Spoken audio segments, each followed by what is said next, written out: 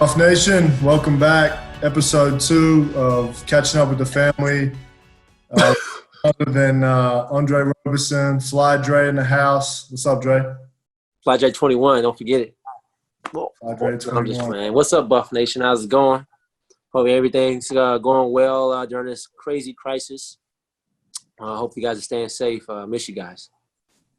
Dre, what have you been up to, man? I know we're all going through this together. What's your day to day at the moment? Day to day, right now, wake up, get to the grind early. What time? What time are we waking up these days? Oh man, it's very leisure. It's very leisure right now. Once they give us a set time on when we'll return to play, then I start, gearing up, waking up real early. As of right now, I'm enjoying my little sleep-in days for sure. So greater than or lesser than 10 a.m.? Greater than. Greater than? Yeah, greater than for sure. I was 6:30 a.m. this morning. Yeah, I'm a night owl, man. I'm a night owl. I'm still in my young ages, I ain't hit the 30 age mark yet, unfortunately, like you. So, I'm enjoying my, night owl days. Fair enough. What's a day look like for you as far as your strength and conditioning? I know you're still going through rehab. With all the coronavirus stuff going on, what does your day look like? Honestly, man, first thing I kind of do is, I like to go kind of obviously stretch myself out, do my little band work, but I go on a run, a mile or two, depending on the day, whether, the weather conditions. But then I'll kind of come back in here, lift my weights, and, kind of get right to it, go full strength or explosive. So I'm kind of past the rehab stage. I'm almost to the point where I should be cleared, honestly. But, still taking a day at a time until, I get back into our medical staff's hands and get reevaluated. So just staying patient through it all, knowing that, the light is right there at the end of the tunnel. So it's definitely been a long journey and, coming to an end. Where you at right now? OKC or San Antonio? I'm in Oklahoma City right now. I travel back and forth from here to San Antonio to see my parents and kind of check in on them and my little sisters. That's where my family kind of stationed at right now. So I kind of come back and forth. I got a whole weight set up here, basically a whole weight room set up in my living room behind me. So, I just kind of get to it and maintain. I spoke to you on Easter. You were down in San Antonio at your parents' house. Talk to me. I mean, that's one of the more impressive athletic families I've ever come across. How many D1 athletes with 2 more to come, right? Yeah, everybody. All the ones that are old enough to have gone through college have definitely been D1. Definitely by the grace, blessing hands of God. And we got these 2 little ones, the last 2 little ones to work on and kind of get them going and get them right. So one's coming up on their junior year and the other one's about to enter, I think, their 8th year.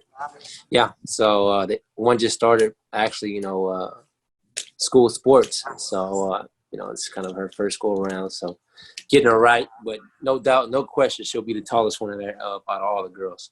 Wow. Is she going to go Amber's route, or is she going to go Ariel, the basketball route? That's been the tricky one. Aaliyah, which is, the junior, coming up on her junior year, she's definitely the basketball route. But the little one, she's still undecided. She started off early, wanted to be volleyball, follow mom's footsteps, and now she's transforming into basketball, kind of just growing and, watching her other siblings and, of course, me, throughout the course of time. So she still hasn't, swayed either way. She's still maintaining. Either way, can we get some commitments right now? So for me, can we call Coach Payne and get some commitments? Because Ariel had a great career here at CU. For sure. For sure. Now's the time for Aaliyah, for sure, to start getting commitment and getting real serious with narrowing down schools and kind of taking this whole process seriously. So it's kind of good for Ariana, the youngest one, to kind of follow and kind of see everything play out, but also have somebody close in age that she can actually also learn from as well and kind of go through it in their quote unquote modern day era. So it'd be pretty cool. Yeah, I mean, if there was, I'm sure there was some horse competitions going on Easter Sunday. I would not have my money on you in that household. But that's where you go wrong. We'll let that one slide. Wrong, G. We'll let that one slide, brother. Dre, when you moved up from San Antonio to Boulder, what was your first impressions? Because I've been to both places and they're completely different. So what was your first impression when you got to Boulder? When I first got to Boulder, I was like, man, beauty of it, man, and just the innocence of the town itself, man, was what really got me and attracted me to actually, you know, take it seriously. Once I stepped foot on campus, I was like, man, I really got to consider, coming here just off the scenery and that the environment alone. So, once the coaches and the players and the whole college spiel, I was just like, man, this place for me. This is all kind of lined up. I've seen some pretty impressive performances on their visits. AKA Alec Burks, AKA Buddy Hield. Andre Roberson, on the other hand, was high on that list. Yeah, I was very confused when you up. Very confused. I mean, that's what happened. I feel like it was looking like a spider, and I was like, I don't know what he does, but he sure rebounds. I was some hot garbage on that. you guys for sure set me up that night before. Set a brother up on that night before. Hey, well, that's shout out to Coach Roan, Coach Pre. Definitely shout out to Coach Pre, Roan, Phil. For making it happen. Yeah, for the talent, because they saw. Sure. My man, I can't forget my man, Alberto Marco. Came down to San Antonio. Just got a job with Iona, matter of fact. So he's back in the biz, which is good to see. That's big time. What was you? I know you spent 3 years at CU. What was your best time on the court? Man, what do you mean my best time? I mean, all teams are special, but they were special in their own way. So best memory. My best memory, I would say definitely my freshman year, bro. It's no question. The whole entire year. Just the ups and downs. Ups and downs, just us sticking together through adversity. The memories off the court, which brought us together closer on the court. Just making that whole run. We got snubbed, man. It was just beautiful. And then taking it all the way to New York, like that was just like a silver run for me. Granted,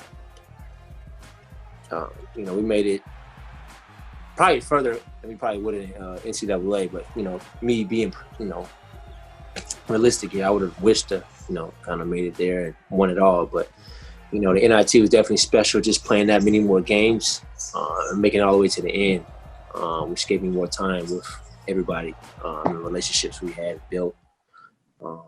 I definitely enjoyed that more than anything. Obviously, basketball was a big part of everything, but like you said, and what Boyle preached from day one is that the relationships kind of, maintained solid and kind of grew throughout, even to this day. So definitely tip my hat off to my man. He got the old wisdom ahead of his time.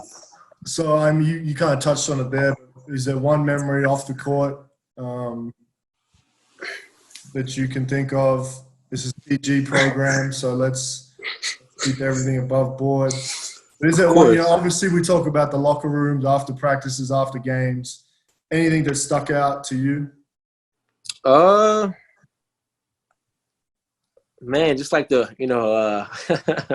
obviously my freshman year, when you guys, I think half the team was like in the Lotus and the other team on the other side of the street in other apartments. We had like that big food fight, like apartment food fights, just running back and forth, throwing stuff into each other's apartments. Man, that was like that's definitely one of the things that kind of stick with me to this day. So it was fun. you know, just enjoying the blessings that I do have, you know, counting them up and just enjoying life in general, man. Just this whole stuff kind of puts things in perspective, just on what's important in life, and you know, definitely time with your loved ones, and just, you know, being present in the moment and being mindful is definitely the biggest thing I learned and took away from this whole thing. You know, because everybody has their own problems. You know, granted, you know, everybody goes through different things in life, but at the same time, you got to count your blessings. So it's kind of what I'm doing in this time, my time being. So it's been fun. Definitely an eye opener. Cheers to that, brother. Cheers to that. Hey, a little CU trivia here, which we've done with everyone. I'm just going to read out 2 different options, and you just got to say rapid fire, choose your answer, okay? Yeah. All right. Ralphie or Chip? Chip. Dark horse or the sink? Chip had like, hey, we don't need any of that. No. Once you made the face, we can scratch. No. We'll let the fans you know, fans are gonna go weigh in on this. I like Chip, man. He had personality to him. He had, you know. Okay. All right. You did have a live Buffalo. Dark horse or the sink? That's tough. Dark horse. Sink had fire pizza though. Wow. Half Fast or Chiba Hut? Chiba Hut. Absinthe or the Walrus? What day? Walrus for sure. It was definitely more of a Walrus. All right. The Legal Pete's or Cosmos? Ooh, Cosmos. Yeah, good answer. With the spicy ranch. I agree with a lot of those, so I'll give you some props. Not bad. That was all of them? So, man, after your time here at CU, after your 3 years, a great career, Pac-12 champion. I forget what number you are in all-time rebounding, but you're up there. Should have been number 1. Should have been number 1, but you left early. Missed it by 15. Missed it by 15. That could have been 15. That could have been one game for you. Yeah, if I would have played that following season, I would have crushed it for sure. Yeah. So what went into your decision to declare early for the draft? And talk to me a little bit about that process of, you know, workouts, agents, all that kind of thing. Yeah, I mean, man, definitely going back in time. It's crazy to think that. But, man, a lot went into the decision, man. Me personally, you know, I was definitely back and forth big time, man. Just with everything, sentimental about leaving everybody behind, leaving what, you know, we've created behind, and just, you know, what I had to do for me and my family. You know, I was definitely stuck between a rock and a hard place. Let's put it that way. But ultimately, I had to look towards the future. You know, me only coming up with, you know, 1 more year. Knowing that I did a fantastic 3 years and enjoyed every bit of it, but it was time for me to move on. I felt like it was, with everything and all the circumstances that kind of played out. Just, you know, obviously, you know, looking at it now, it's crazy. But, you know, always that risk factor too, coming back and potentially getting injured again. And, you know, you see it a lot with guys. And I was blessed and played 3 seasons and not get injured at all. But, you know, in this game long enough, it's going to happen regardless. And I knew that. And, you know, I decided to kind of, you know, take a gamble and kind of go that route. Knowing that I had all the cards laid in front of me from, you know, what teams wanted me to work out, where I potentially might be drafted, the city. And the ultimate factor for me was, like, you know, fit. Like, obviously, that's, like, the biggest piece in terms of making the league is how well do you fit with a team, what can you do for a team. Because obviously, you know, you've been through it yourself. Everybody want to be a scorer, but,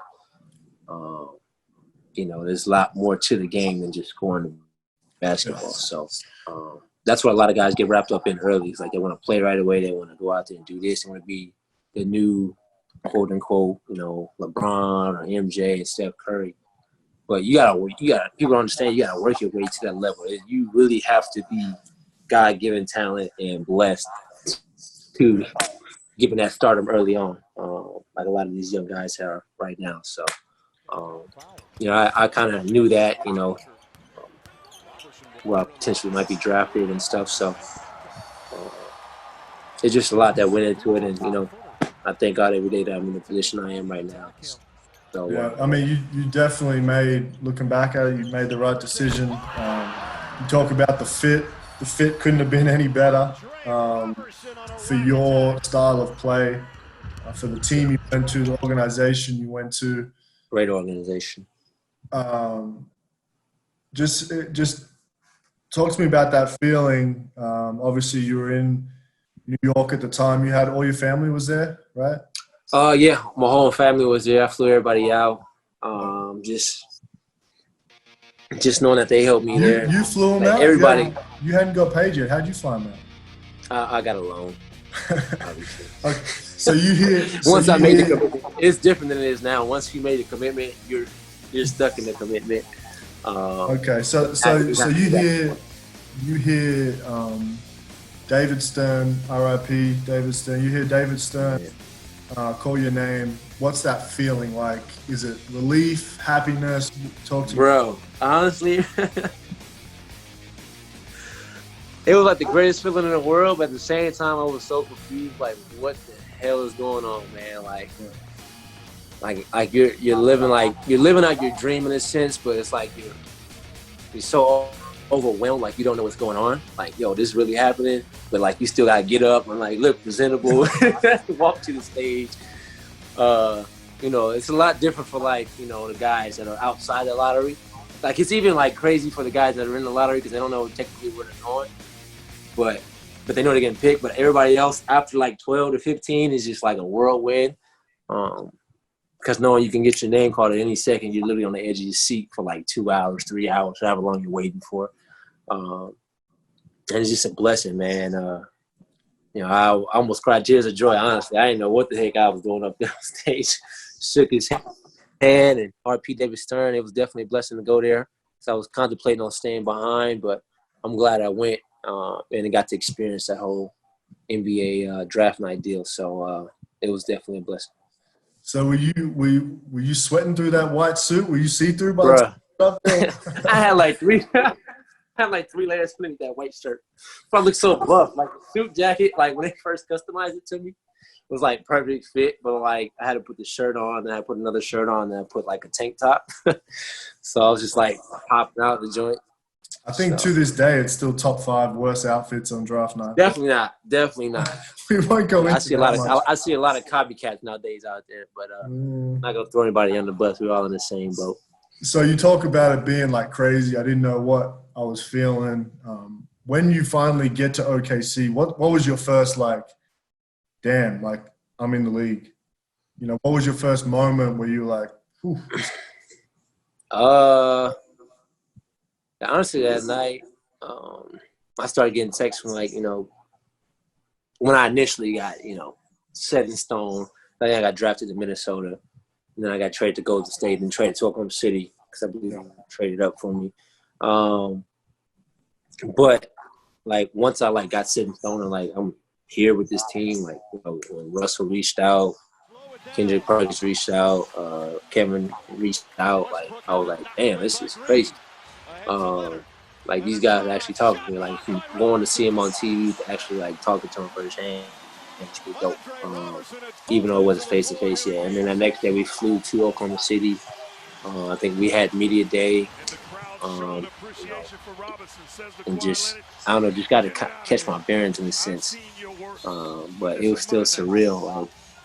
I'm really here, but at the same time, I knew I had to grind and continue to get better. Obviously enjoy every bit of it, every moment, but at the same time know you're there for a reason.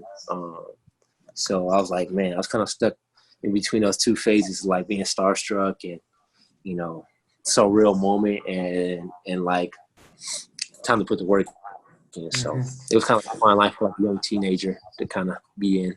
But it's nonetheless a blessing. We spoke to D. White last week. I touched on the Spurs and how solid of an organization they are and how everyone kind of looks up to them. OKC is like a baby San Antonio from the outside. Yeah, what a little brother. What a little brother of the Spurs. No doubt. But at that time when you got drafted, probably superior in talent as far as, KD and Russ. Stacked. I mean, you guys were just unlucky. You ran into some tough teams for a couple of years there. Who were some players? I know you got drafted with Big Steve. Who were some like older players that kind of took you under the wing, showed you the ropes? Obviously the two leaders of the team. Kevin and Russ, like you said, being top-notch organizations. That's one of the reasons why. It's just the guys who they bring in and kind of, the guys they hold, and pass the torch on to in order to carry the organization. And, obviously those were the staples of the team. And one of the reasons why they had so much success is, they took pride and, carried the team as their own. And from day one, they took me under the wing along with, Kendrick Perkins, Thabo, and just, we had a lot of great guys on the team, honestly. Nick Collison.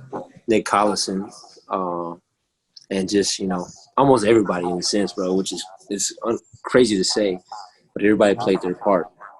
Because they really do, they're really picky on who they bring into the, in quote unquote family, bro. That's how they treat it. So, those are the kind of guys that kind of took me under the wing and, kind of showed me the ropes. So,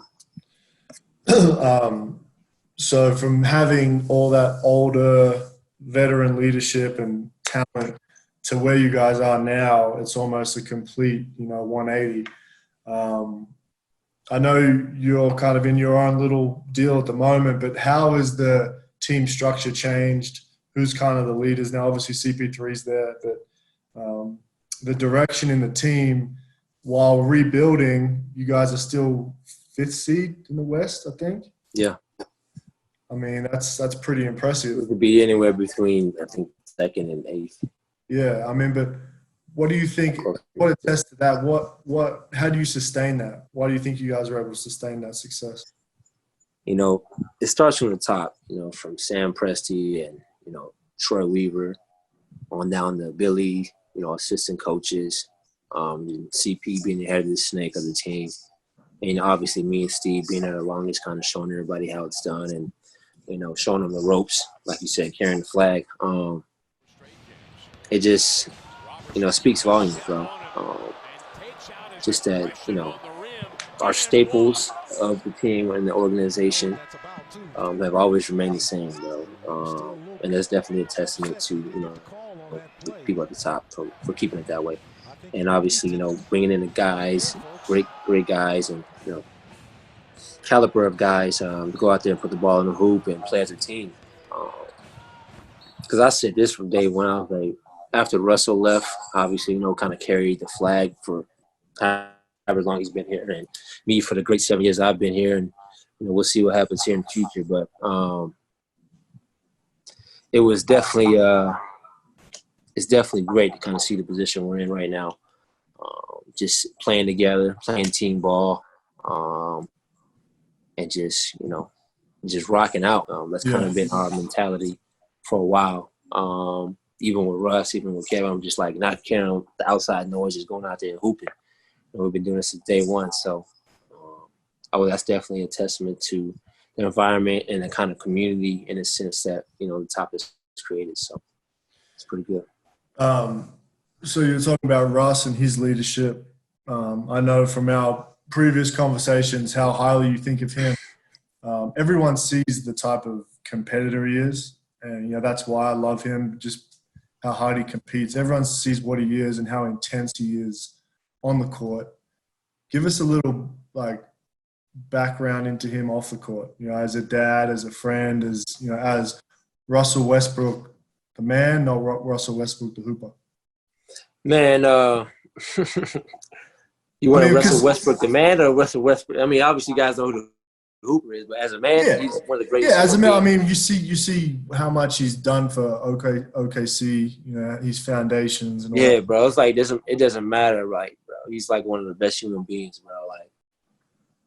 Like you know, a lot of the term I feel like is overused, but in a sense, he would literally take his shirt off his back for you, like in order to give it to you. Like that's why I think he's one of the most misunderstood guys in the league, just because he's so ferocious and so like fearless on the court, and like you know, in that competitive nature, you just want to go out there and kill, kill, kill. But as soon as he steps off that court and goes into, you know, just Russell Westbrook himself, like he's one of the nicest guys, most caring guys you can ever meet, bro, literally. Buff Nation still follows you and loves you. Where's Andre Roberson sitting right now, April 2020? When are we going to see you next on the court? Ooh, that's a big one, boy. Hopefully here pretty soon, man. Whenever his ball starts back up, I believe we'll get like a 25 game intermission or regular season, whatever it is, before like playoffs or something. So hopefully in there. I know I was on track to, you know, come back and cross fingers, hopefully play a couple D-League games and kind of jump right there towards the end of the season, get ready for playoffs. So that was kind of like, that was my plan, but it's kind of been derailed. But it's obviously a blessing in disguise because it's giving me more time to, you know, continue to work on me. But it's also kind of taken away because I need other people to play against and, you know, get a feel for the court, get a feel for 5-on-5 again, and obviously get back into plays and stuff like that. So just don't come up here and play 1-on-1 with me because I might put you right back. Oh man, I'm coming back. If this season doesn't start, I'm coming back. I'm coming right there every year. I don't know if that's good for your health, but we'll see. Man, it'll be a great test for my health. I know you always come back. You were here for the Nebraska football game last year, which was a great day for us. Big recruiting day. We know we try to get all our former players back. Talk about the camaraderie we have, whether we played together, we didn't play together, the CU brotherhood. Talk to me a little bit about that. Explain that to people out there. Man, I think that's one thing that's special about, you know, the CU, man. It's just that no matter what era you played in, bro, it's like you're treated like as one of our own, like as a brother, as somebody you actually played with in a sense, which I think is really special. And just kind of creates that special bond and like a different bond that's kind of just held throughout the school, bro, which I think is pretty dope. So it's definitely different.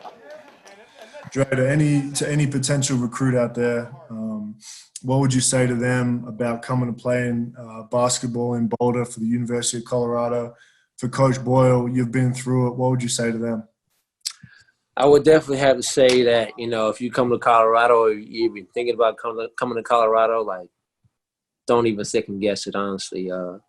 It's definitely a place for the players, you know, and, you know, just a great place overall as people and as human beings. So you cannot go wrong. Fly Dre, I love you, brother. Appreciate your time. Likewise, my man. Hopefully we catch you here soon when all these crazy times are over. But For sure. Forward to seeing you back on the court doing your thing, man. And thank you, man. Appreciate it. Blessings. See you later, bro.